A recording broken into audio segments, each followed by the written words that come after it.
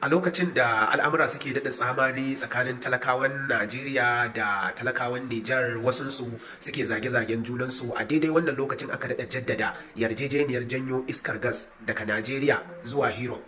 Yarjejeniyar janyo bututun iskar gas wanda zai ratsa ta Nijar ya shiga Algeria, sannan a masa depot a Algeria, sannan Algeria ta raba wa Spain da Italy da wasu kasashe a Afirka. Aikin yana da tsayi, zai wuce har kusan Rasha ma.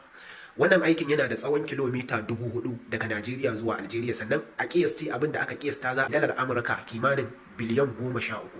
To a lokacin da kai za ka tsaya a matsayinka na bahaushen Nijar ko kuma bahaushen Najeriya kana zagin dan uwanka musulmi, to a daidai wannan lokacin kuma su a tsakaninsu su shugabannin ba wannan irin alakar da take tsakanin kai da wani dan Nijar da dan Najeriya, ba irin wannan alakar shugabannin mu suke yi ba. Suna da personal issue nasu wanda yake hada su, sannan kuma kowa burinsa ya ga ya kawo wa ƙasarsa ci gaba, ko kuma abin da zai kawo yalwar arziki a ƙasarsa da ci gaban 'yan ƙasarsa, sannan kuma da gyaran shi nasa karan kansa da gyaran karan kansa.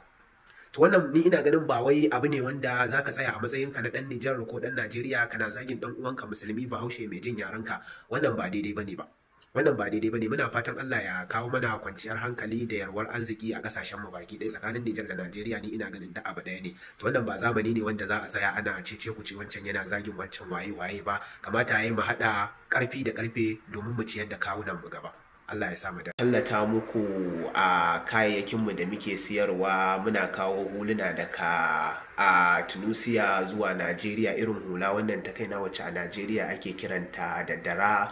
Muna siyarwa akwai ja, akwai maroon, dark maroon kenan, akwai baka, akwai fara, akwai koriya, kowace kala kake so akwai, kama daga kan 1, 2, 3 kai koda guda 100 kake so akwai. Sannan akwai farashin sari, akwai farashin siyan ɗaiɗai, ko guda nawa kake so kawai ka mana magana, insha Allahu rabbi in ka contactin ɗinmu za mu yi ma ƙarin bayani, sannan ka faɗi kalar da kake so ko kuma adadin da kake so, insha Allahu rabbi ba matsala.